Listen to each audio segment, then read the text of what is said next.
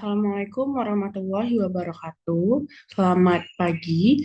Perkenalkan nama saya Jaurah Habibah. Saya dari Prodi Manajemen dengan NIM 240201020474. Yang saya hormati Bapak Joko Suharyanto, SEMM CPUD, selaku dosen pengampu mata kuliah Etika Bisnis. Izinkan saya pada pagi hari ini untuk memaparkan materi mengenai UTS Etika Bisnis saya.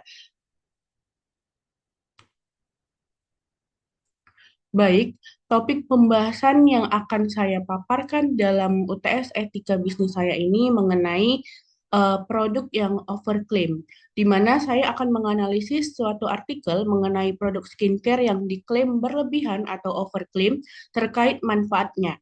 Nah, saya akan menganalisis melalui artikel yang berjudul Dokter Estetika ungkap daftar skincare yang overclaim hingga ditemukan bahan berbahaya, yaitu hidroquinone dari Liputan 6.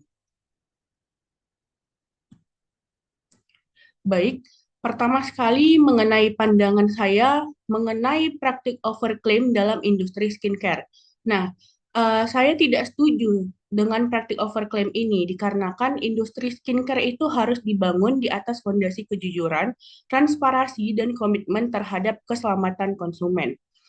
Dan ada pun beberapa alasan saya tidak setuju dengan praktik overclaim tersebut, seperti eh, yang pertama itu dalam praktik etika bisnis, overclaim yang dilakukan oleh beberapa produsen skincare jelas melanggar prinsip etika bisnis dasar, khususnya pada transparansi dan kejujuran. Di mana dalam etika bisnis, produsen memiliki tanggung jawab moral untuk memberikan informasi yang akurat kepada konsumen tentang produk mereka. Klaim yang tidak sesuai kenyataan merupakan bentuk penipuan yang dapat merugikan konsumen, baik secara finansial maupun kesehatan. Nah, alasan yang kedua yaitu risiko kesehatan yang paling mengkhawatirkan adalah penggunaan bahan berbahaya seperti hidroquinone. Hal ini tidak hanya melanggar etika bisnis, tetapi juga membahayakan keselamatan konsumen.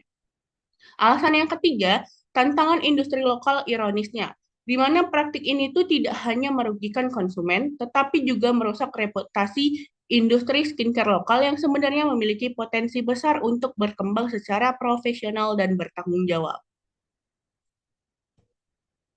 Selanjutnya, nilai atau prinsip etika bisnis yang diabaikan dalam artikel tersebut, di mana dalam kasus overclaim produk skincare terdapat pelanggaran etika bisnis yang serius yang merugikan konsumen. Produsen telah mengabaikan prinsip transparansi dan kejujuran dengan sengaja menyesatkan konsumen melalui klaim palsu tentang kandungan bahan aktif dan manfaat produk.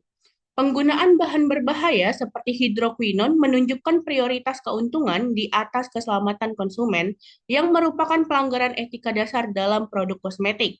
Pelanggaran tanggung jawab juga termasuk nilai etika bisnis yang diabaikan, dikarenakan ketidakpedulian terhadap dampak kesehatan masyarakat.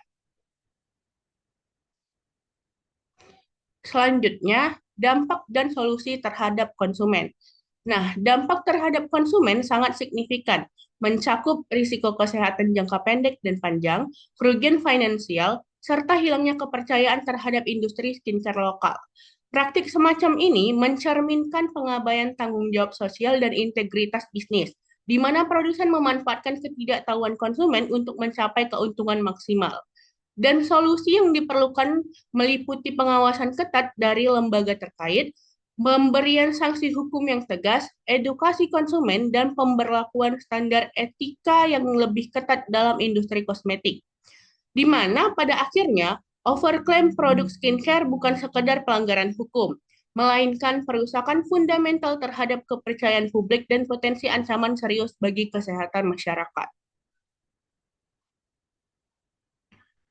Selanjutnya, saya akan memaparkan mengenai rekomendasi yang bisa dilakukan perusahaan agar sesuai dengan etika bisnis. Nah, untuk meningkatkan etika bisnis dalam industri skincare, perusahaan perlu menerapkan pendekatan komprehensif yang berfokus pada transparansi dan tanggung jawab, di mana hal ini dapat dicapai melalui pencantuman komposisi bahan secara lengkap dan akurat, melalui uji klinis mendalam, dan membangun mekanisme akuntabilitas yang kuat. Perusahaan harus mengembangkan sistem pengujian ketat yang mencakup penelitian ilmiah, verifikasi keamanan bahan, dan dokumentasi komprehensif. Selain itu, perlu dibentuk jalur komunikasi terbuka dengan konsumen, termasuk mekanisme pengaduan yang jelas dan kompensasi yang transparan jika produk tidak memenuhi klaim. Di mana tujuan akhirnya adalah menggeser paradigma dari sekedar mencari keuntungan menuju penciptaan nilai berkelanjutan yang mengutamakan kesehatan dan kepentingan konsumen. Selanjutnya, adapun peraturan pemerintah dan langkah-langkah mematuhi regulasi. Yang pertama saya akan membahas peraturan pemerintah. Di sini saya memaparkan tiga peraturan pemerintah yang di mana itu ada Undang-Undang Nomor 8 Tahun 1999 tentang perlindungan konsumen. Dan yang kedua ada peraturan BPOM tentang pengawasan produk kosmetik. Dan yang ketiga Undang-Undang Nomor 17 Tahun 2023 tentang kesehatan.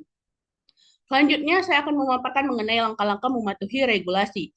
Nah, untuk memastikan kepatuhan, perusahaan skincare wajib menempuh proses perizinan komprehensif dengan BPOM, yang mensyaratkan dokumentasi lengkap komposisi bahan, hasil uji keamanan, dan sertifikasi kualitas produk. Mekanisme kepatuhan memerlukan pengawasan internal yang ketat, termasuk pembentukan tim quality control independen, audit berkala formulasi produk, dan pengujian sampel secara berkala. Konsekuensi pelanggaran dapat berupa pencabutan izin edar, sanksi administratif, hingga tuntutan hukum, sehingga komitmen terhadap keamanan dan transparansi produk menjadi hal yang mutlak dalam industri skincare modern. Selanjutnya, saya akan memaparkan mengenai outcome yang diharapkan atau hasil yang diharapkan bila perusahaan menerapkan etika bisnis yang sesuai. Nah, dengan penerapan etika bisnis dan kepatuhan regulasi yang komprehensif, industri skincare dapat menghasilkan transformasi positif yang mendalam, di mana konsumen akan memperoleh produk berkualitas dengan jaminan keamanan yang tinggi, sementara kepercayaan terhadap merek lokal akan pulih secara signifikan melalui transparansi dan akuntabilitas yang nyata. Dampak jangka panjang akan meliputi peningkatan reputasi industri kosmetik nasional, di mana perusahaan tidak lagi dipandang sebagai entitas yang mencari keuntungan semata, melainkan mitra yang sesungguhnya dalam menjaga kesehatan masyarakat. Hal ini akan mendorong inovasi berkelanjutan, kompetensi yang sehat, dan pengembangan produk yang lebih bertanggung jawab.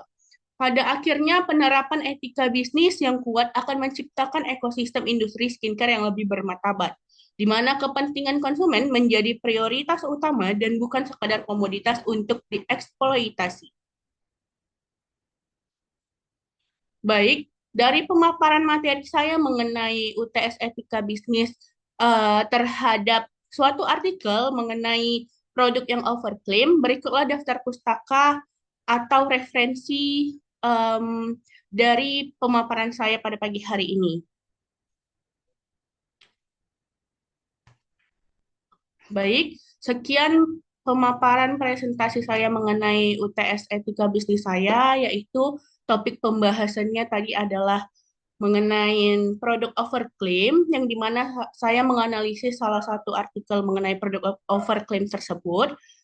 Saya meminta maaf apabila ada salah kata atau salah penyampaian pada saat presentasi pada pagi hari ini.